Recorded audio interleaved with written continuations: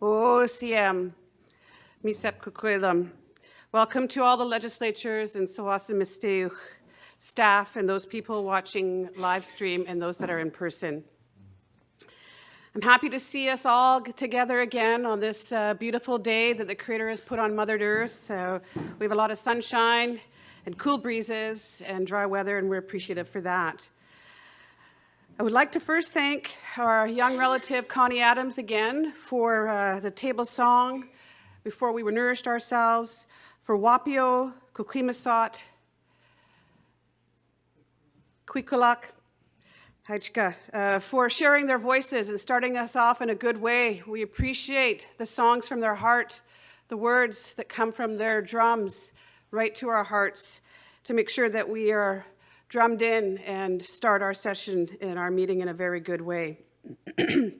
We also would like to thank our recreation and event staff again for providing a lovely meal for us tonight again. I see that there was a lovely spread, and we've had our souls and our spirits nourished with our drumming. We had our tummies nourished with the beautiful meal provided by our staff. And we are ready to take on tonight's work. And so today is the Isatla, the second meeting of our fall 2024 session. And tonight, as with every session, we have a lot of important matters to discuss. We'll be doing a lot of debate and curious questions, and I'm looking forward to hearing the input from each of our legislators.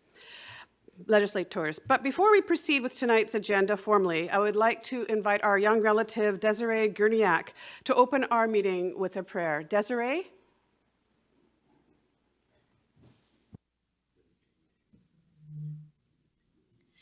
OCM, not C8, Aitnashqualoin Quincy Quetzalcoatl. My respected friends and family, I'm so very happy to see you all today. I'm going to be saying Thana Sitla, my grandma Wilapia's prayer. A titalt cm, huianem etasant stiwiot. Titama ui mistol skakip, hichlamatal tana whale. Tathiquam chuch isawatal atath siaitst, quamquam sta tishqualowinst. Creator, let us pray. Listen to our prayer. Thank you for bringing us together. Watch over us today. Help us with our work. Keep our thoughts strong. Haitzapka. Many Haichkas, Desiree, for the carrying on the teachings of our elders and your respected Sitla, and taking the language and learning it from her and now sharing it and carrying on her legacy as well as our ancestors' legacy, allowing us to hear the language of our people.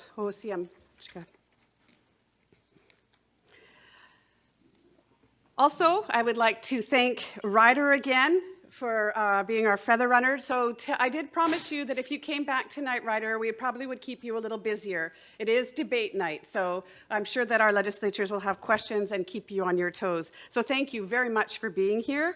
And while I'm talking about Ryder, I would like to remind legislators and staff to wait until they have the feather before speaking and to pass the feather back to our feather runner, Ryder, when finished. I will be enforcing the $5 fine if you speak without the feather, because of course this is a protocol that we uphold and respect, using the feather as a reminder that we practice decorum and respect at our table here.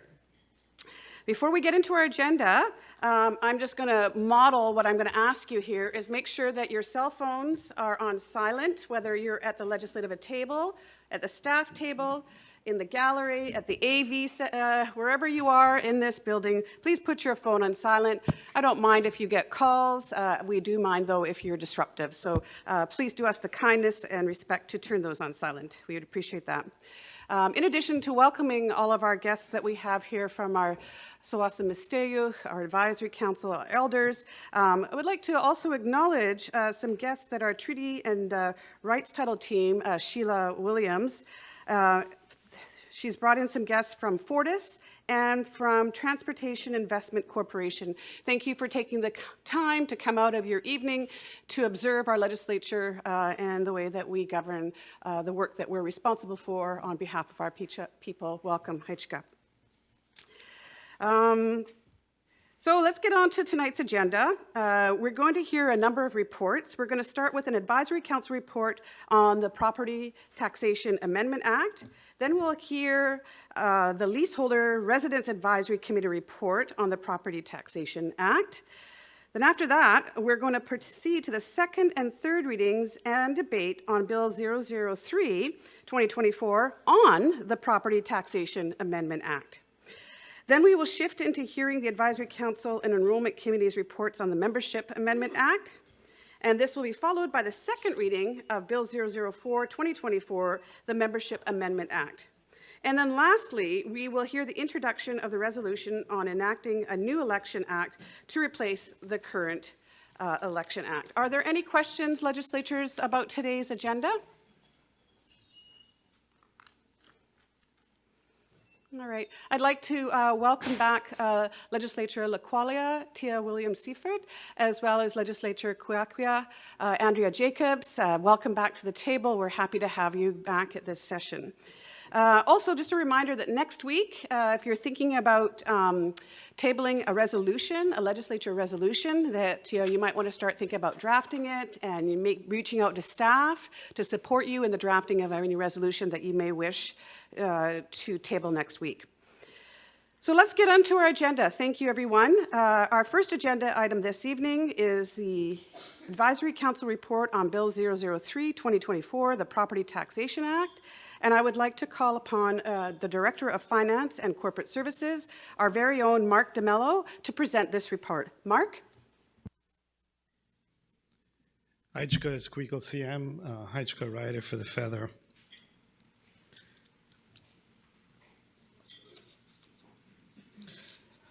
So legislators, we're asking that you take into account the following considerations from Advisory Council when you deliberate Bill 003, 2024, the Property Taxation Amendment Act 2024. One of the critical functions of Advisory Council is to meet and provide advice to the legislature before you as the legislature finalize a Tsawwassen law. This is set out in Section 5.25 of the Constitution and Section 38 of the Government Organization Act. So yesterday, on October 23rd, from 5:30 to 6:30, Advisory Council met to discuss Bill 003-2024. There were 9 members in attendance, including 4 elected members of Advisory Council.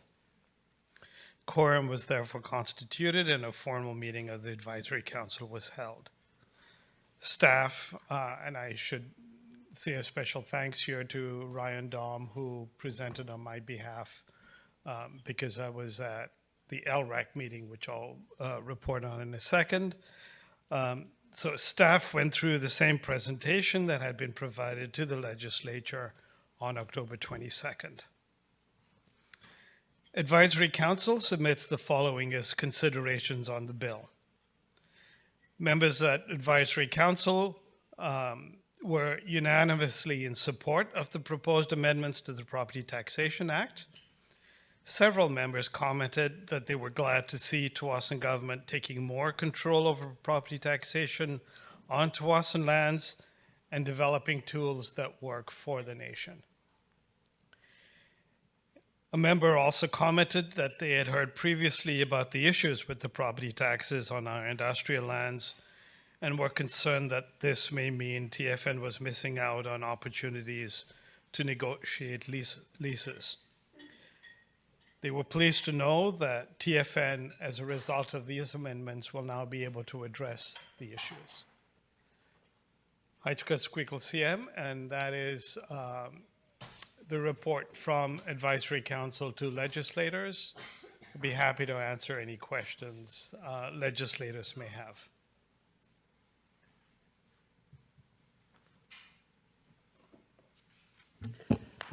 That's one of your briefest presentations, I think, Mark. Thank you very much. Thank you to the Advisory Council for their input. I will now open the floor to the legislators. Are there any questions or comments about the Advisory Council report? Legislature Tequilum.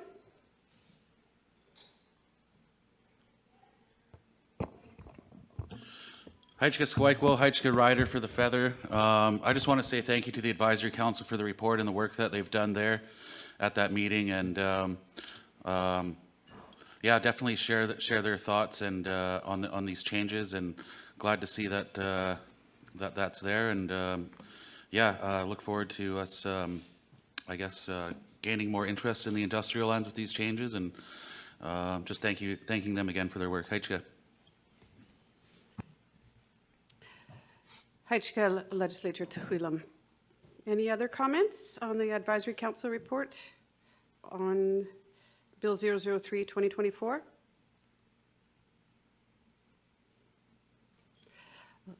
Luxton? Legislator Luxton? Thanks for the feather, Ryder. Mark, just if you can give me a brief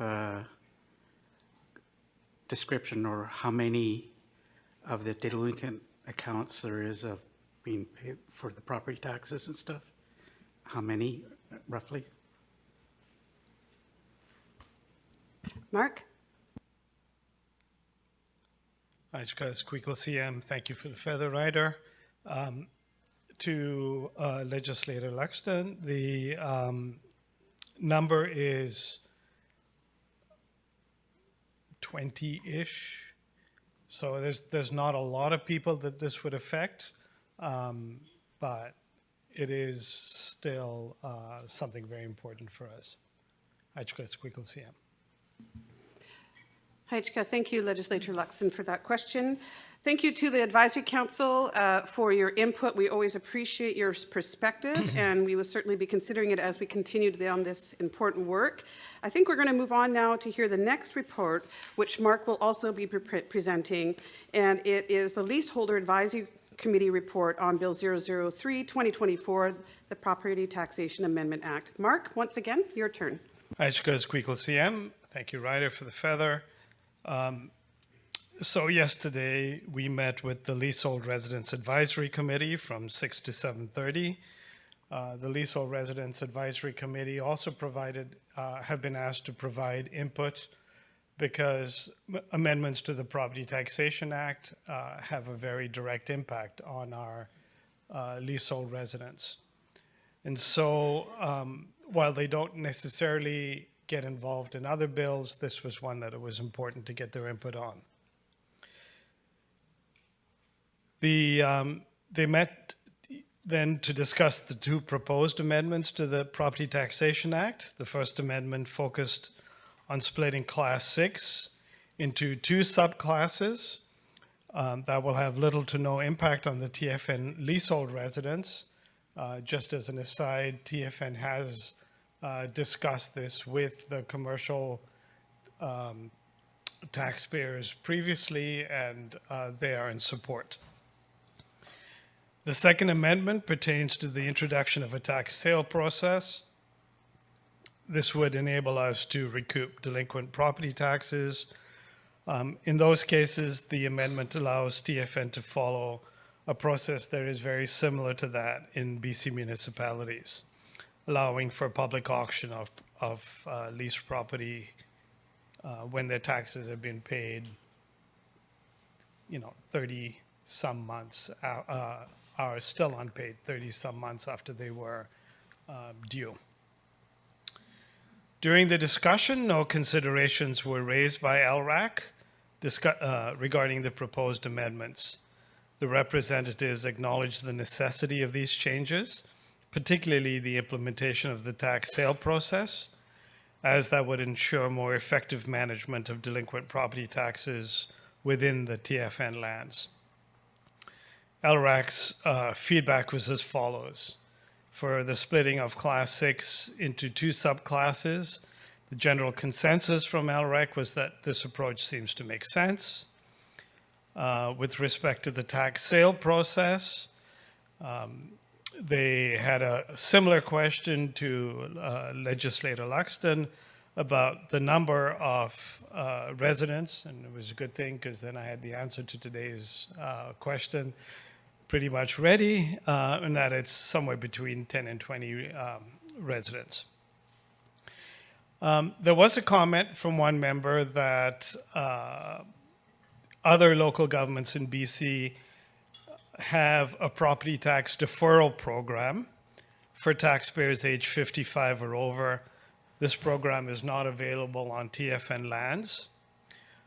That's actually a provincial program, and it's not available, while it's available throughout BC, it's available on fee simple lands only. So in any municipality, if you're a leaseholder, you wouldn't have access to the tax deferral process. So we indicated that this was not an option for TFN for the following reasons. A, because it's really only applicable for fee simple properties. It would be, given the small number of properties that might be taking advantage of this, pretty costly to administer for a relatively small number of people. LRAC also asked about what sort of communication we were going to have and whether we were going to put a notice out to everybody. And staff indicated that we will, when tax notices get sent out, put a general announcement in the information that goes out with the tax notices. That won't be till May next year. But should this bill get approval from the legislature today, we will send out target communications to those who are in a delinquent position so that they have a heads up that this is coming and allow them enough time to prepare.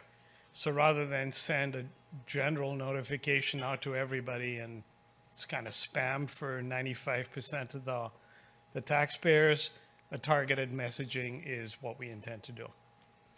Haichka Squeakle CM, and that concludes the report from LRAC. Haichka and Mark, are there any questions with respect to the Leasehold Resident Advisory Committee report that was just presented from legislators?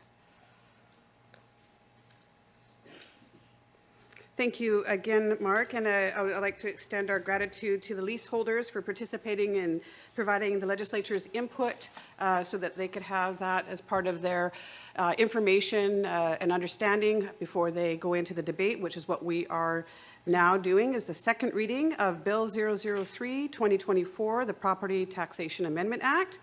And the purpose, as we all know, for this reading is the time to discuss the substance and the merit of this bill. And it's your opportunity to ask any questions that you might have, clarification, share thoughts on the bill's content. And as a reminder, Bill 003-2024 will amend the Property Taxation Act, allowing TFN to create a new property tax class for the industrial lands and better enforce property tax collection through a new tax sales system that was just had a quick summary through the two previous reports. Our Director of Finance and Corporate Services, Director Mark DeMello, will be able to provide responses to your questions, and I will now open the floor to legislators who may have any questions or comments with respect to this Bill 003-2024. Legislators? Legislator Kwiakwia, Andrea Jacobs. Haichka Squeakle CM, Haichka Mark for the presentation. Can you remind me who sits on the Leasehold Residents Advisory Committee? And is it an executive council member that sits on there, or is it just staff? Haichka. Thank you, Legislator Kwiakwia. Mark? Haichka Squeakle CM. So the Leasehold Residents Advisory Committee is comprised of representatives from all the major neighborhoods. So we have a rep from Stehaken, a couple from Satsu Shores, some from the beach lots, from the single-family Aquilini properties, Boardwalk. I'm probably going to miss somebody out, but every one of the neighborhoods has a representative. The major neighborhoods has a representative. The meetings are coordinated by our leasehold residence coordinator, Brenda Wright, and depending on what's on the agenda, various staff will meet. They meet 3 times a year. 2 of the 3 meetings tend to be, one for the budget and one for tax rate setting. So I'm usually at most of those meetings, but there are no EC members. It's all residents representing the various neighborhoods. Hachka Squiggles, yeah. Hachka, Mark. Any other legislators for some questions with respect to this bill, the Property Taxation Amendment Act?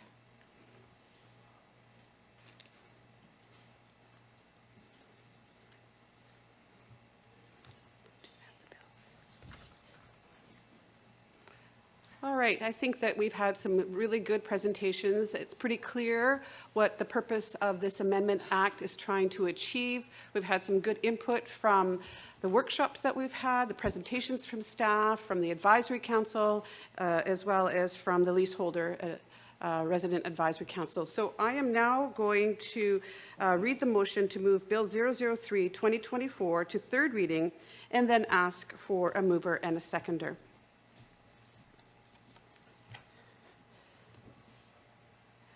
Motion to move Bill 003-2024, the Property Taxation Amendment Act 2024, to third reading. Whereas the Tsawwassen Legislature has the authority under Section 512C of the Constitution Act to enact Tsawwassen laws, and whereas under the Legislature Rules and Procedure Manual, Section 25, each bill must receive 3 separate readings. And therefore, be it moved that Bill 003-2024, the Property Taxation Amendment Act 2024, proceed to third reading. May I please have a mover? Tehuilam, Legislature Tehuilam. May I have a seconder, please? Legislature Taylor Baker. All in favor, please raise your hands high. Thank you, Legislature. The motion has passed unanimously. Thank you, staff. Thank you, Mark, and thank you, legislatures. Let's move on to our next item, the third reading of Bill 003-2024.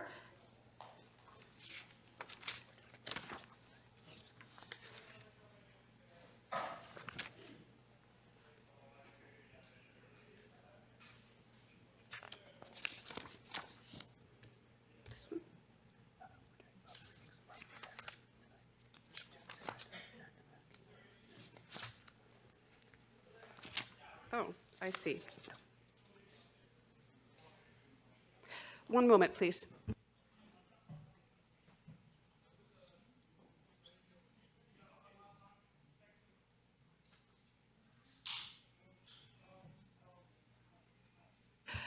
My apologies, legislatures. I thought I had a redundant page, but instead we have just moved this bill into third reading, and now we are actually going to be operating in third reading. So we now have one more opportunity for any questions, and then we will proceed to the final vote to approve or not approve the Bill 003-2024 Property Taxation Amendment Act. So any last questions with respect to this bill, legislators?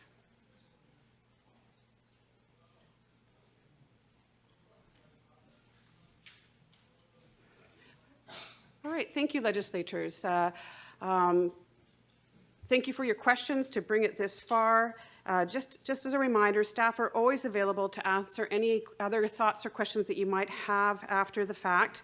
I would now like to read the motion to approve Bill 003-2024 and then ask for a mover and a seconder. Motion to approve Bill 003-2024, the Property Taxation Amendment Act.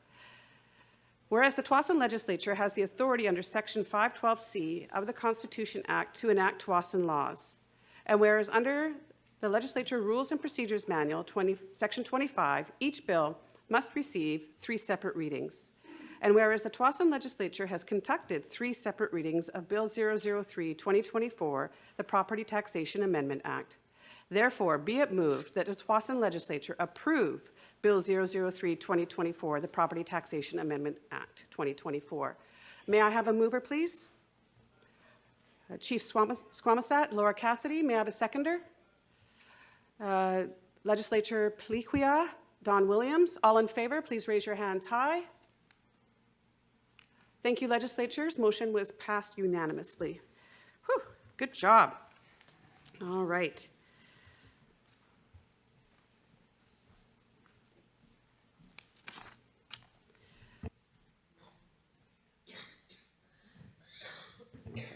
All right, thank you, everybody. For our next item, it is the Advisory Council Report on Bill 004-2024 on the Membership Act. We will now hear this report, and I'd like to call upon my policy analyst and my left-hand hot seat person, Connor, to present the report. He's pulling double duty tonight. All right, Connor, you have to make your way to the other end of the table.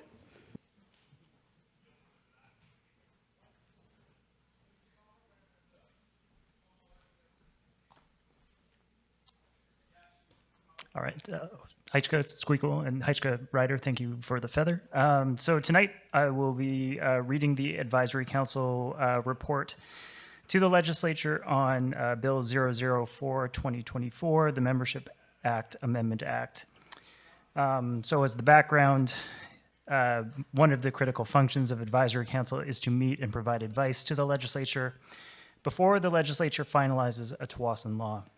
This is set out in Section 5.25 of the Constitution and Section 38 of the Government Organization Act. On October 23rd, 2024, from 5:30 to 6:30 p.m., the Advisory Council met to discuss Bill 004-2024. There were 9 members in attendance, including 4 elected members of Advisory Council. Quorum was therefore constituted, and a formal meeting of Advisory Council was held. Staff went through the same presentation that had been provided to the Legislature on October 22nd, and with that, Advisory Council submits the following considerations on the bill. The members at the Advisory Council meeting were in support of the proposed amendments to the Membership Act. Some members commented that they understand members in the U.S. do not necessarily have access to the same kinds of supports as members living on or near Tsawwassen lands, and that this change will be beneficial to those members. Some members inquired about what kinds of benefits U.S.-based members might be receiving from American tribes or nations. Staff responded that it is difficult to know specifically what kinds of benefits they may be receiving, as each tribe or nation is different, and also because U.S. members may currently be reluctant to answer those kinds of questions from TFN staff. Generally speaking, the information we have is that the main benefits U.S. members are accessing relate to housing and employment opportunities on U.S. tribal lands, which are things TFN is not really able to provide them in the U.S. Members who currently live in the U.S. would likely have to move to Tsawwassen lands to access these kinds of supports, which may not be feasible for them to do. A member asked if a Canadian member who had dual citizenship in the U.S. would be able to access benefits from an American tribe or nation.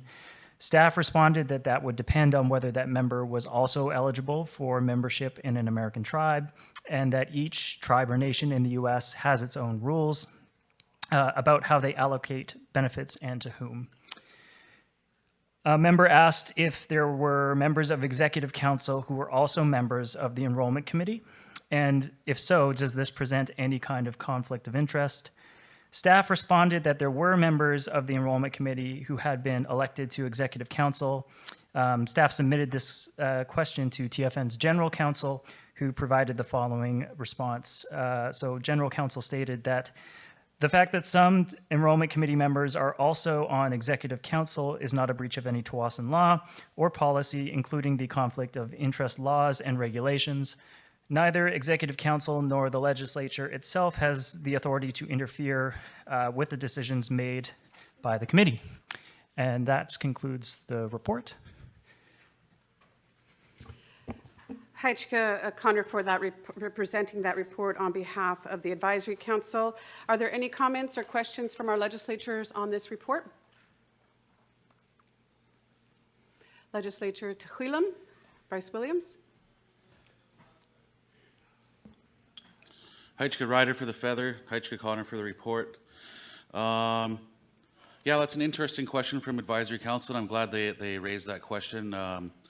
Myself, I'm an executive council member right now, and I've been on the committee since, I believe around 2009, once after we signed treaty, and it's kind of like a lifelong commitment. I don't know if that's mentioned anywhere in the report, but maybe that's later on in the other portion, but yeah, it's a good question. I'm glad it was raised and addressed, and I'm happy to be on the committee and glad to be.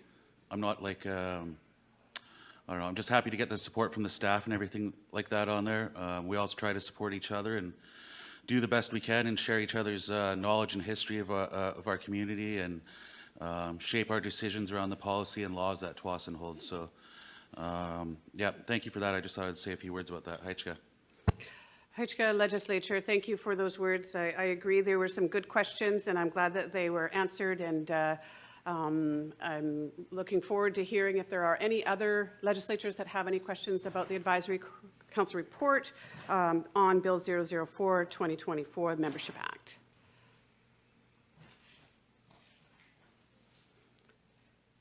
With knowing that we will be able to have an opportunity to ask questions as we continue through this bill.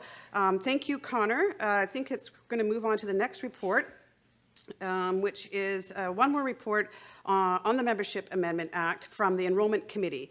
Connor, can you please present this report on our behalf as well? Heitschke. Heitschke Squeakle again, and again, Heitschke Ryder for the feather. So tonight I'll also be presenting a report from the Tsawwassen Enrollment Committee to the Tsawwassen Legislature on the Membership Act, Amendment Act. So the Enrollment Committee has asked that the legislature take the following into consideration when deliberating the Membership Act Amendment Act. To provide you some background on the Enrollment Committee, in case you're not as familiar. So the Tsawwassen Enrollment Committee is a body that's established under the Membership Act, and it's responsible for a wide range of functions related to the enrollment of Tsawwassen members. Some of the committee's responsibilities include processing membership applications, considering evidence and documentation of Tsawwassen ancestry, providing direction to the enrollment registrar, and determining whether an applicant is eligible to be on the Tsawwassen Enrollment Register. While developing the Membership Act is the responsibility of the Tsawwassen Legislature, the Enrollment Committee is responsible for the practical application of the Act. The work of the Enrollment Committee means that its members are keenly aware of the impact the Membership Act has on real-world scenarios and how it affects the lives of both current members and individuals applying for membership. Committee members serve on the committee until they resign or are requested to step down by Executive Council and are required by the Act to understand Tsawwassen culture, ancestry, tribes, and institutions. And these requirements ensure that each member of the committee has a deep knowledge of Tsawwassen membership issues in addition to their extensive practical experience. So with that background in mind, the committee has submitted the following considerations. So the Enrollment Committee submits the following to be considered by the Tsawwassen Legislature during its deliberation of Bill 004, 2024. So the committee recommends that the Tsawwassen Legislature reverse the prohibition on enrollment in foreign indigenous entities by passing the Membership Act Amendment Act for the following reasons. So the first reason is that the committee has concerns about the engagement that occurred prior to the 2017 changes to the Membership Act. In particular, the committee is concerned that not enough time was taken to explore the impact of the proposed changes and what they would have on existing members. They were also concerned that voters were asked to consider many complex questions on a single ballot during the 2017 community vote. There was concern that there should also be a higher threshold for making changes to the Membership Act that could result in the unenrollment of members, and that the participation rate of 26% during the 2017 community vote was just too low to support such a significant change. The Enrollment Committee also believes that during the 2017 Membership Act amendment process, that there was a misconception that all members living in the United States were enrolled in an American tribe and receiving significant financial benefits as a result of their American enrollment. It is the Enrollment Committee's understanding that the actual number of members enrolled in an American tribe represents a very small portion of TFN's membership, and that the benefits they receive relate primarily to services that TFN cannot provide outside of its jurisdiction, things like housing, employment, and social assistance.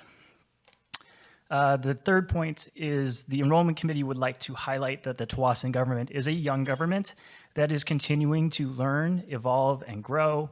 That means that it is important for the Tsawwassen government to reflect on decisions and to consider their impact on members. Having spent the past 7 years reflecting on the implementation of the Foreign Indigenous Entity Enrollment Prohibition, the Enrollment Committee believes that the prohibition is unenforceable and that it has negatively impacted members in a way that was not expected. And then the final point here is that the Enrollment Committee believes that removing the Foreign Indigenous Entity Prohibition will honor the values and vision of Tsawwassen First Nation. These values include taking care of all Tsawwassen members, ensuring the Tsawwassen community is cohesive, and promoting the equitable treatment of members regardless of where they reside. And that concludes the report. Heichka Connor, thank you very much for presenting this report. I'll now open the floor for legislatures for any comments or questions on this report from the Enrollment Committee. Legislature Swamia Melinda Cassidy. Heichka Squeakquel and Heichka for the Feather. I know it says the Enrollment Committee report to the legislature. I was just wondering if this was also presented to the Advisory Council. Thank you. Heichka Legislature Connor. Heichka. No, it was not presented to the Enrollment Committee.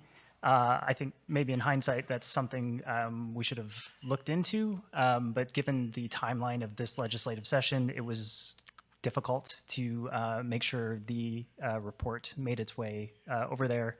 I think we were also, because the report was intended for the legislature, we wanted to make sure that it was read to the legislature first. But so the answer is unfortunately no. Heichka Connor, thank you. However, the same information was presented to them, just not from the Enrollment Committee. All right, thank you for that clarification and thank you for that question, Legislature. Any other questions from legislatures? Legislature Paliquia, Don Williams.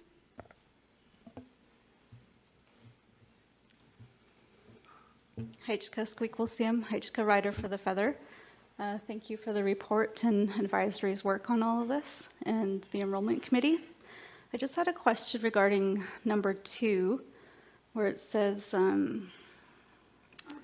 for TFN membership and the benefits they receive relate primarily to services that TFN cannot provide outside its jurisdiction, like housing, employment, and social assistance.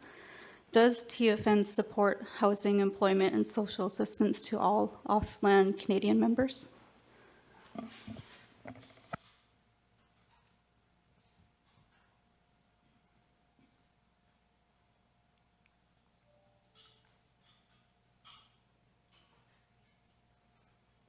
Heichka, thank you for the feather. I don't know if I have a definitive answer for all of that. When it comes to housing, my understanding is right now there is not, I don't know of housing programs available to off-lands members in Canada, but that is something I can follow up with our Housing and Lands Department to provide you a more comprehensive answer there.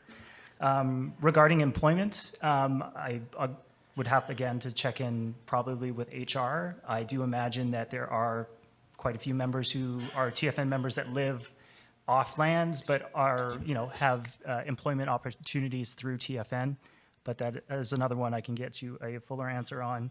And then regarding things like social assistance, when it comes to members living off land, social assistance is provided by the province and not by TFN. Thank you for that question, Legislature. I think, too, I'm not sure that legal's not here. When we were discussing these matters, also, we're not asking any of our Canadian members to unenroll for those services. And when a member is asked to leave a tribe, it's a federal government requirement under the Indian Act. And this was our requirement that we were asking of our members in the States. So that's the difference between the Canadian membership and dual membership in Canadian tribes in Canada, which we have jurisdiction over. I don't know if there's any other more clarification that staff might have that might be better than that explanation, but that is my understanding. Legislature Halkamatia, Louison.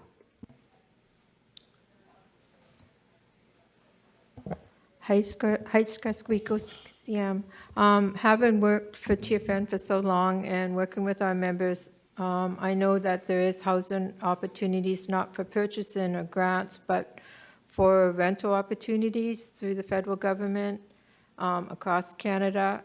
So that's something that the U.S. members don't get, so that's provided. And also employment opportunities across Canada if you declare you're Aboriginal and able to provide that information. And like Connor said, the social assistance is done provincially, so all Canadians have the same opportunity for that. Heichka. Heichka, thank you so much. Are there any questions about the report before we move into second reading for full debate?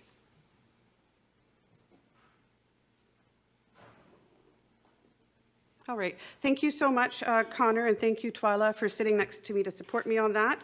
I think what we need to do now is move into second reading so we can engage in full debate and ask some more questions about this bill.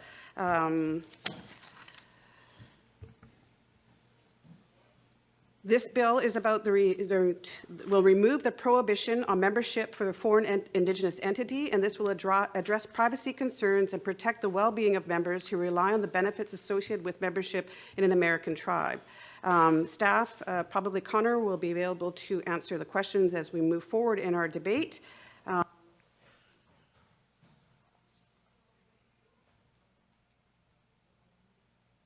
All right, so now I formally open up the floor for legislatures to have any questions in our second reading of this bill. Heichka.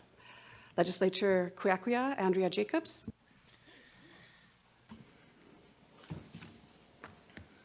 Heichka Squeakle Heichka Connor for the presentation and for the report. I have two questions, so I'm not sure. I'll just ask them and we can come back if needed. Just reflecting on this, I mean, it's been 15 years since signing of the treaty and reviewing of everything. I've sat on the enrollment committee over the years and through the process, and it was my understanding that this was not something that TFN developed. That I thought that this was something from the legal advice that we had been given at that time, that this was required. So this is a little bit of a surprise to me. Maybe it's just my understanding. So I guess that's just a comment on that. And also wondering why it's taken so long for something like this to come to our table. And then the other one is, I mean, prior to contact, we didn't have borders. I mean, and so now it's like we're faced with these decisions. I can imagine the stress that it must be to those families that have had to worry about this for all these years. You know, having to unenroll, like that I can imagine how hard that must be. And then the word foreign. It's just. I'm just thinking about the TFN Constitution. All members should be treated equal. And when we use words like foreign And I just feel like we're segregating or separating a certain group of members, and we shouldn't be. And it makes sense to make it right, but I also, I'm trying to, I'm struggling with the border thing as well. You know, why are we using the word foreign? Why don't we just make it across the border? Like, why can't all members? You know what I mean? So I don't know if you understand what I'm getting at. I did talk to Connor earlier today, so I'm just trying to get a little bit more answers and clarity after thinking about it, and apologize for not being able to be at the last couple of sessions, or the last meeting. Thank you, Hajka. Hajka, for your questions and your comments. Legislature Connor? Hajka for the feather. I might have to ask you again for question 2. I got a little so busy thinking about answering them that I kind of forgot. But regarding question 1 as to whether this was a required change, it was not a required change. This was a decision TFN made using I think the best information that was provided kind of at the time. But in terms of what is required under the treaty and any other TFN laws, there's no other laws that require this prohibition to be in place.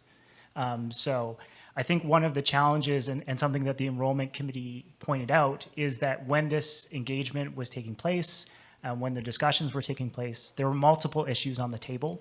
And I think that in part may have led to misunderstandings about kind of what changes were related to which, and maybe it led to an understanding that this was something that had to be done. But that is not the case. In response to the decision to use the word like foreign indigenous entity, my understanding is that was to make this comprehensive so that it would apply to, if I don't know that it applies to any TFN members that might live in somewhere like Australia or New Zealand or other places with indigenous groups, but so to make this kind of more even rather than specifically saying on the other side of the border or something like that, the word foreign was used to kind of make this more internationally applicable. And I'm now going to hand the feather back to re-get question 2 because it slipped my mind.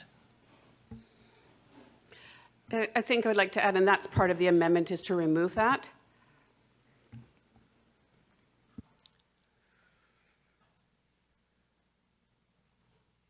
I think, sorry if my question didn't come out right. I'm thinking at the same time. So I think I was thinking about the TFN Constitution. I just want to make sure that we get it right. It feels, you know, like if it's taken this long for it to get to this table, we want to get it right. Is just sort of where I'm getting at. I want to make sure that legally that we're doing the right thing and that we're treating all members equal, whether they're across the border or not. All our members should be treated equally. That's part of our ways. There was no such thing as borders before. So I'm just trying to wrap my head around all of that. So I think that's fine, Connor. Hajka. Hajka Legislature, I think there was also a query about the length of the journey to where we are, that the 7 years it's taken to get here, and that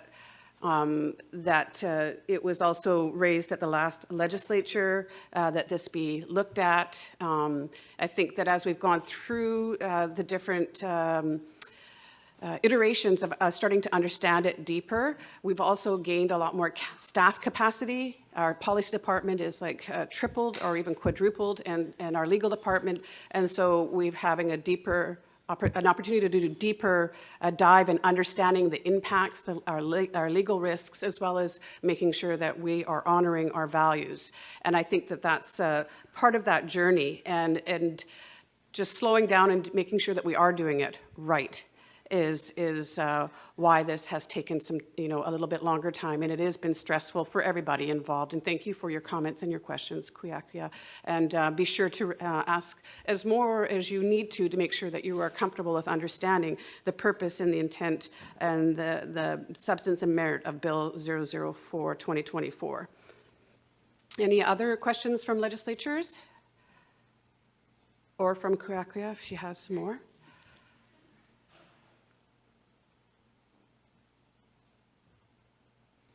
Legislature Laqualia, Tia Williams-Seifert.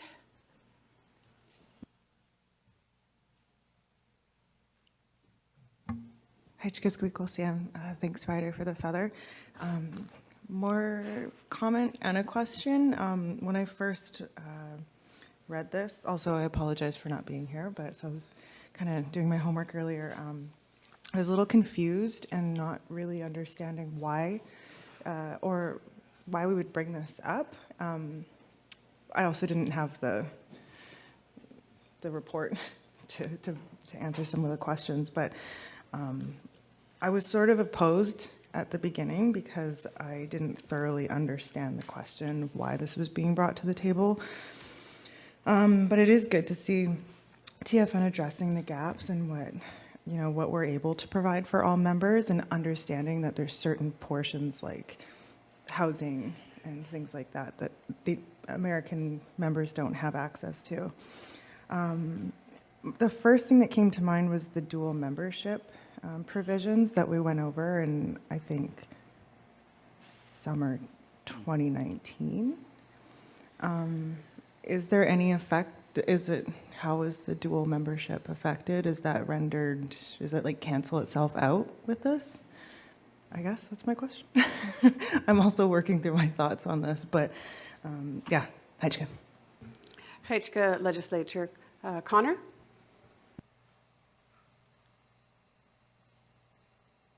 Heichka Squeakle and Heichka Ryder. So to answer your question about the 2019 summer legislative session and its relation to this, so when this bill was introduced in 2017, it was originally introduced with a 5-year exemption period. And the idea behind the 5-year exemption period is during that time, TFN would look into kind of the impacts of this law, potentially how to enforce it. That 5-year exemption period was changed to 2 years, kind of at the legislative table. The thinking being that that it was too much time and that TFN could in fact do this more quickly. In 2019, that 2-year period kind of came to an end, and there was no kind of clear path forward on implementation. So the legislature met in 2019 to restore the original 5-year exemption period, meaning that the prohibition wouldn't take place until 2022. This also kind of goes to legislator Kwekuya's question about why is this coming to the table now? It's in part because there was, even though this law was on the books, it wasn't actually in effect until fairly recently. So the hope with that exemption period, I think, was that there would be a way to know the impact and to implement this. But even after 7 years, there really is no kind of clear path to implementation. And in the meantime, it's become apparent that the law is having a negative impact on a portion of the membership. So these changes would remove the prohibition entirely, effectively making that 2019 extension not applicable anymore because it just would no longer exist in the first place. Yeah. Heichka, thank you, Connor. Great questions for a deeper understanding. Any other questions from legislatures? Legislator Piliquia, Don Williams.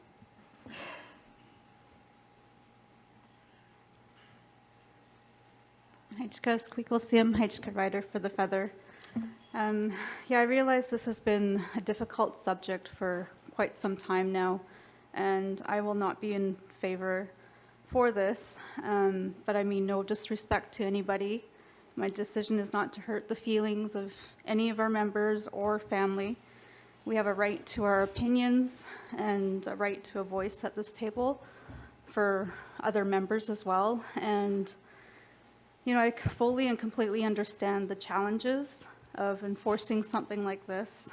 The dual membership, the stress that it may cause some of our members to have to make this kind of decision. And I don't wish it on anybody. I know it's very difficult and I know the challenges. But bottom line, none of our Canadian members can hold membership in 2 different nations. And you know, if our Canadian members marry somebody from another Canadian nation, they have to choose, you know, whether they stay with TFN or go to that other nation. They can't be both. And in the past, that, it may have been like more of a requirement, like you're marrying into that other nation. So we've had members that have lost TFN benefits before. And, I know for some members, the dual membership may not give them much in forms of like double benefits, but for some members, maybe it could be quite substantial. But yes, just bottom line, Canadians cannot benefit from being members in 2 different Canadian nations. Hajka Palihuia, and thank you for feeling safe enough to share your views, and I appreciate you sharing your thoughts and your voice, and that's what this table is for, is to allow us to be able to be respectful and to share our views, even if they are differing. Hajka. Legislature Halkumatia, Louise Om. Hajka Squeakosiam, and Hajka Rider for the Feather. This is a very complicated subject, and I can understand somebody not understanding, but having worked so closely with all these members for over a decade, I know the hardships that it create. This whole dual membership was a mistake from the very beginning, and I understand that. And maybe to make things more clear, even the federal government understands the fact that you can't enforce something like this, and it's not really double dipping. The federal government allows U.S. members, they open their arms and encourage U.S. members to get Indian status. They recognize that it's not, they're not able to provide the services that the U.S. tribes, the affiliations to Canadian nations. So maybe that could give some of people who don't understand all the fine details of this, the fact that the federal government even doesn't stop U.S. members from having Indian status, because at least they can provide a little bit of services for them, like being able to cross the border to visit family and things like that, and try to, stay in touch with some of the Canadian culture. Hajka. Hajka, Legislature Halkumatia, thank you for your voice and your sharing. Any other questions or comments, clarifications? Legislature Kuyakuya, Andrea Jacobs. Hajka Squeakosiam. Something I just thought. I'm wondering if there might be any legal recourse for any of those members, any of those TFN members who have had to leave TFN, have had to leave their home nation in Canada, or leave their home nations when they've moved and had to choose. I'm wondering if we're just opening a can of worms there for anybody who may come back. That's a legal opinion, and I understand we don't have legal here, but just throwing it out there. Hajka. Hajka Kuyakuya, so I think the question is do we have anybody that's left, and are we at risk? Connor? Hajka. I did want to say we do have legal counsel has joined us online. Sorry, I should have pointed that out at the start. Mary wasn't able to be here tonight, but Nicola Collins, who works in the legal department, has joined us, and I will see if we can contact her and pass the feather back. All right, Nicola, we pass you the virtual feather. Welcome. Oh, you did it. You're on mute.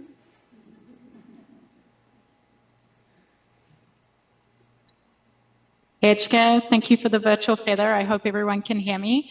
In answer to the question as to if members have legal recourse against it, my understanding is that research prior to implementing this change or proposing this change was that there are no members who will be impacted by this, is that it has not been able to be enforced due to the difficulties regarding privacy considerations.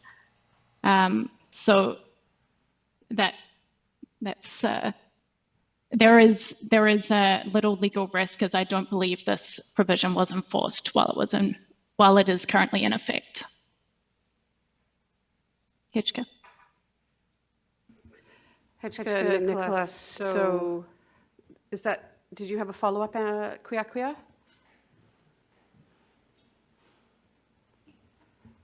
Thank you, Nicola.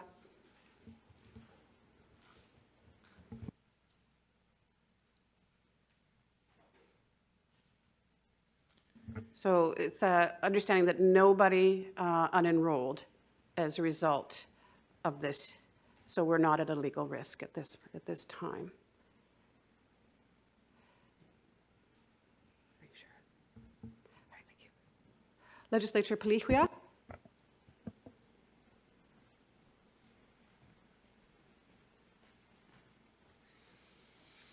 Heichka Squeaklesiam, Heichka Rider for the Feather. I forgot to ask a question earlier. So if we have a US member who maybe has dual citizenship and they decide to relocate to TFN and live with family up here and get housing, employment, and all the on-lands TFN benefits, are they still able to have dual membership with their tribe in the States and live and benefit from up here? Heichka Palihuia. Connor? Heichka Squeakle and Heichka for the Feather. The answer would be yes, they would be able to benefit from their American tribe. However, it is our understanding that those benefits are largely things that cannot be transferred outside of kind of tribal lands. So things like health services, things like employment, things like housing. It's our understanding that things like financial benefits are relatively small and much less common in the U.S. than they are here. So for the most part, they could retain their U.S. membership and they could retain their access to benefits. But in reality, the practical issues, they wouldn't actually be able to go access those benefits if they were living on TFN lands. I hope that makes sense. Heichka, a follow-up, Legislature Palihuia? Well, what if they own a house down there and then they come up here and build a house? So they could rent out their house down there and that's a benefit?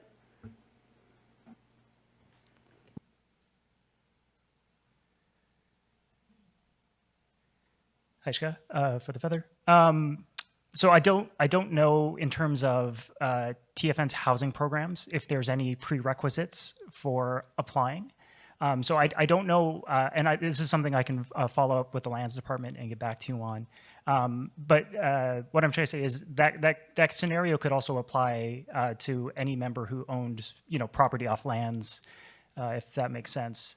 So I don't know if the housing department kind of checks if people have other properties or things along those lines, but it's something I'll look into and follow up with, because that would be an issue that would apply not just to members who could potentially own property on U.S. tribal lands, but members who could kind of own property anywhere. Heichka, Connor, thank you. Are there any other members that would like to have an opportunity to ask any questions that have not yet?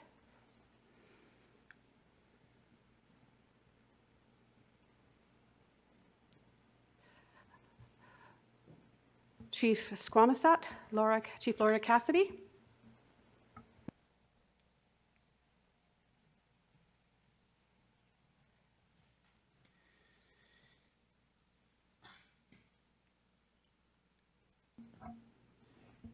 Heichka Squeaklesiam and Heichka Rider for the Feather.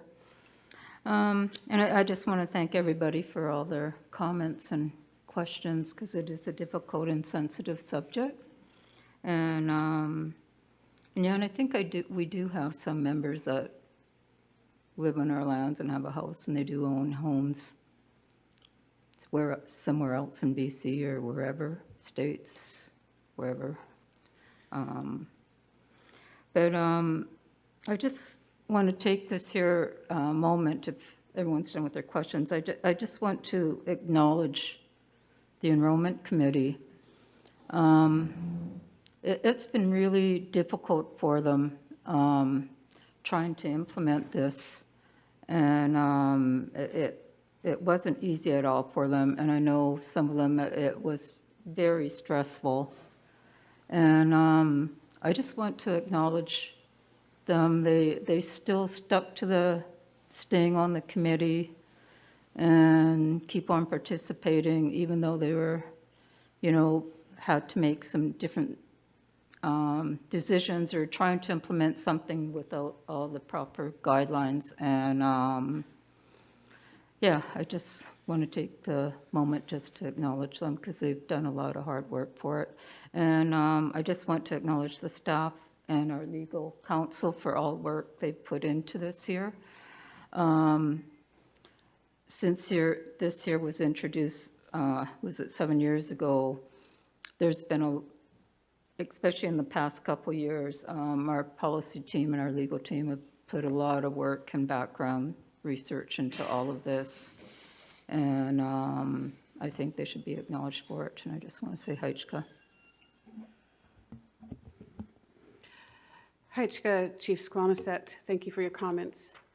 Any other legislators, open floor, anybody else have any last comments for the second reading? Questions?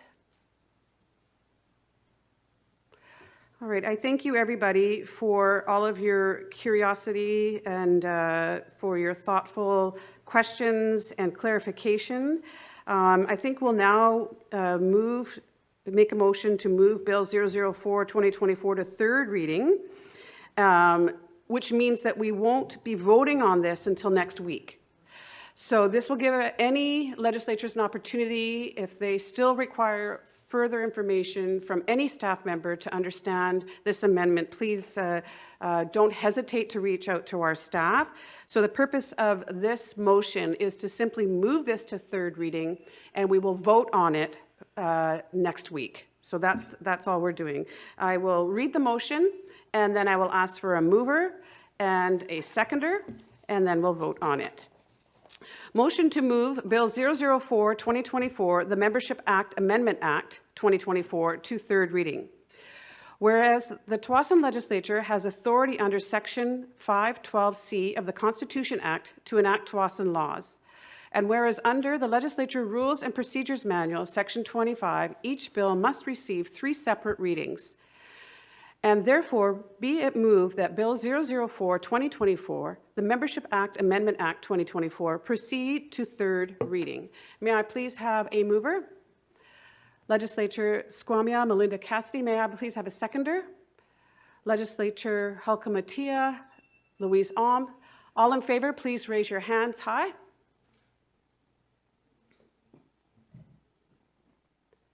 Heichka. All opposed, please raise your hand high. Heichka, thank you. Motion passed. Thank you, legislatures. I really appreciate the deep thought and work that has gone into this. I think I'd like to call for a short break for us to stretch our legs, get some water, et cetera, and take a breath to regroup before we move on to the next item of our agenda. Heichka, 10 minutes.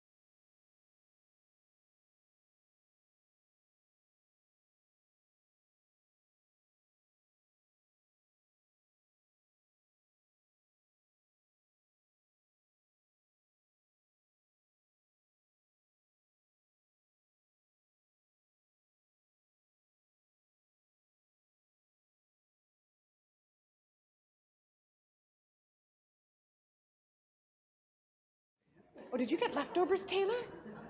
Yeah. I didn't get. The pre-made stuff is for our elders tomorrow, but the containers you can scoop from. Oh, okay, okay. There's no makeup, it's like rice and salad. Nice, nice. My eyeball has got, good job, good job. Oh, thank you. Yeah. All right, so here we are, the final item of the night is introduction to the resolution to approve in principle the proposal to replace. All righty. I better check with the chief, make sure she's ready. Yeah. Yeah.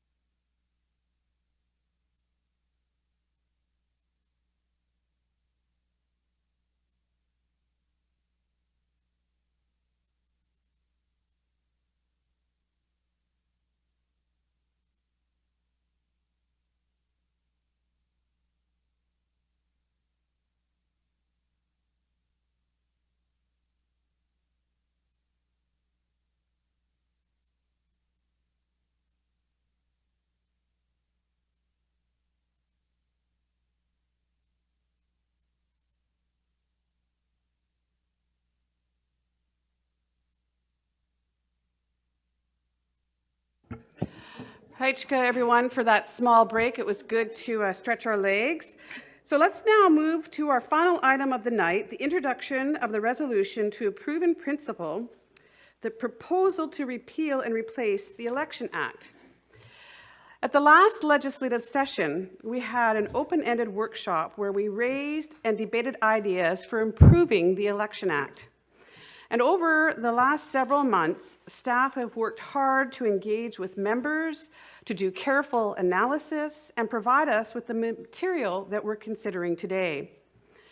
For clarity, this is not the standard legislature resolution that we have become familiar with, but rather a resolution brought out of procedural necessity as it deals with the proposal to repeal and replace the Election Act.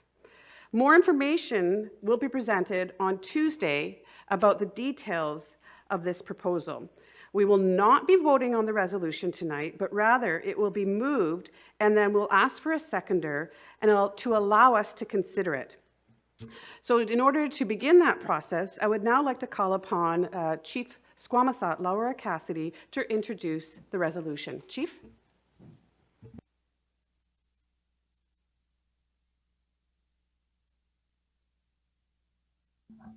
Hitchka Skoikosiam and Hitchka Rider for the Feather. I'm pleased to introduce the resolution to approve in principle the proposal to repeal and replace the Election Act, subject to community consultations and to review at a community meeting of Tsawwassen members. Tsawwassen First Nation has a long history of good governance. One of the key reasons that TFN has been able to elect such capable leadership is the strong participation of its membership in elections. Since treaty, TFN has held 6 general elections and seen high levels of voter turnout for each of them. Over the course of 6 elections, we have also learned a lot about which aspects of TFN elections work best and the areas where we could improve.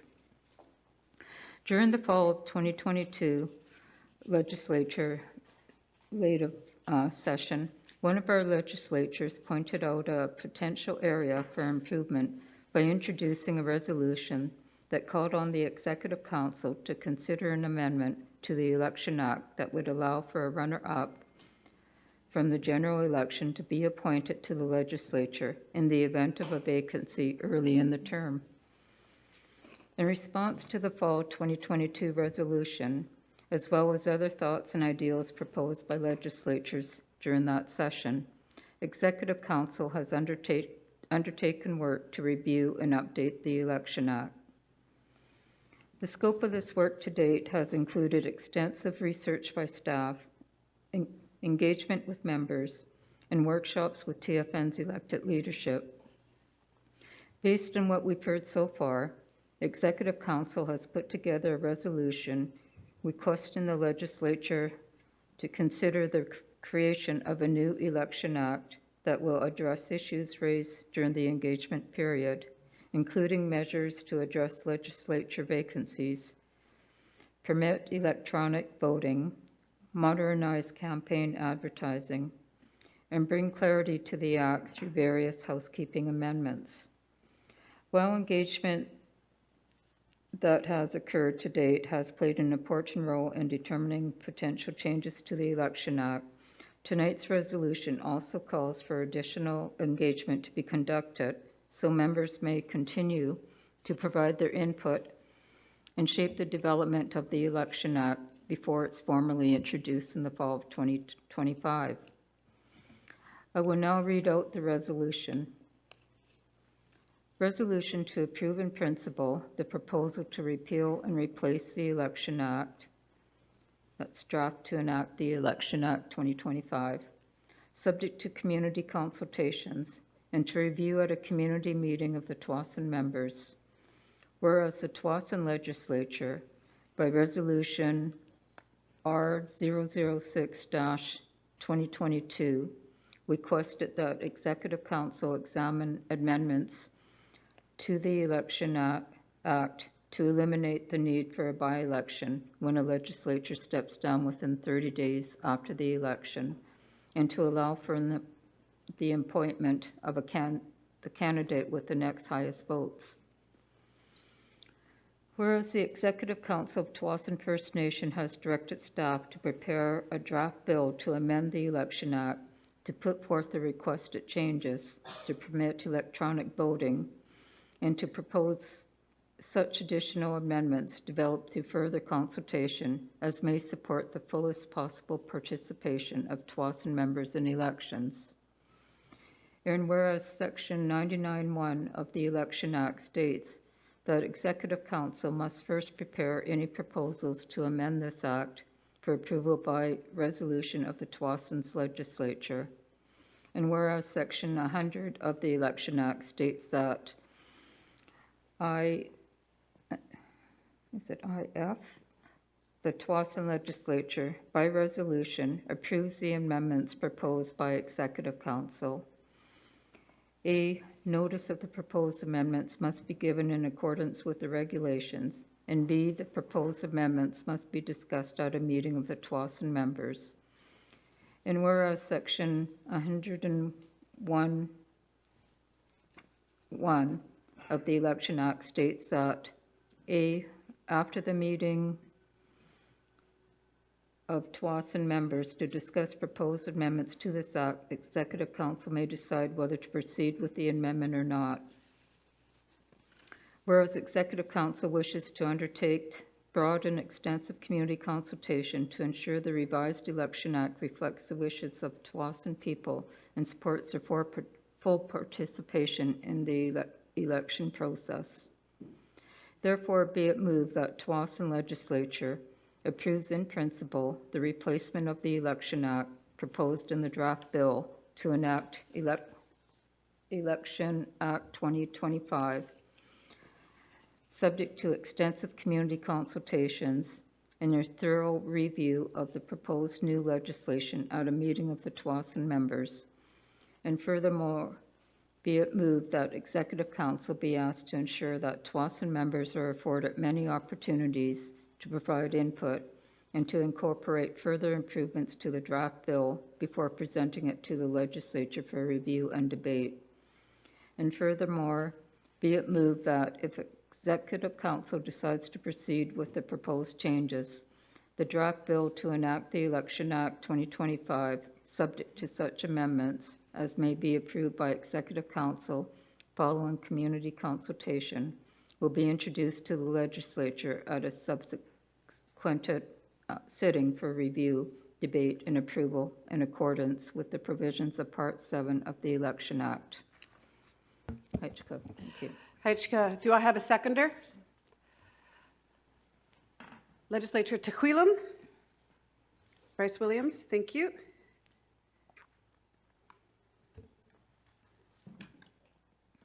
All right, thank you for seconding the resolution. It is now formally before the legislature for its consideration, which now means I have to refer this resolution to the Advisory Council for their review and comment.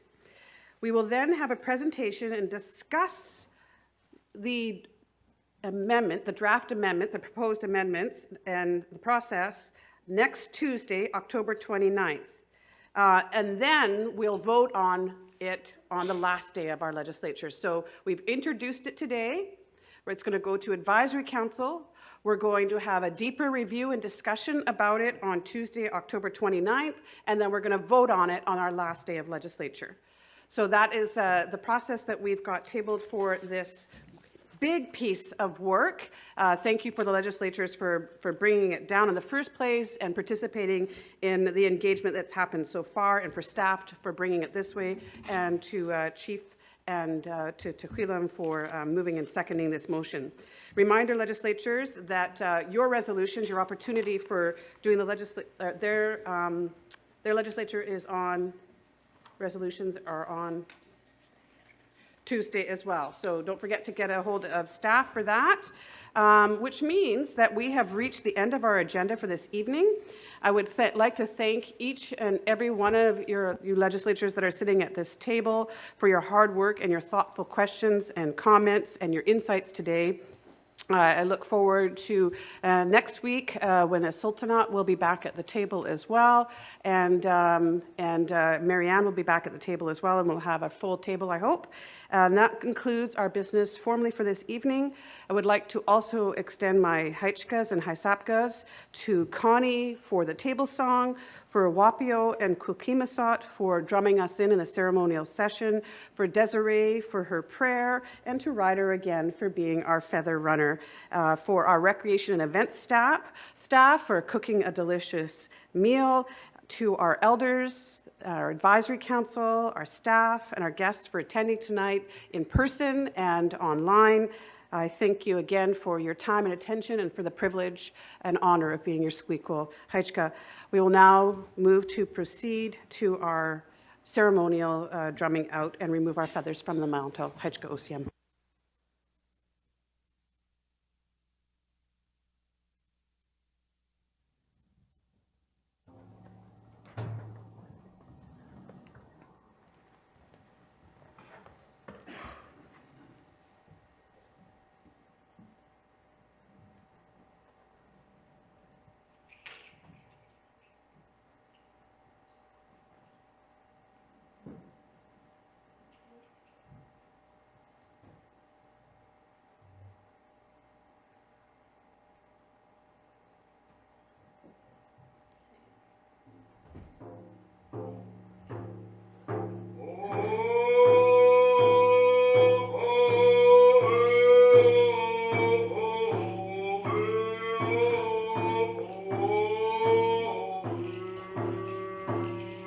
Oh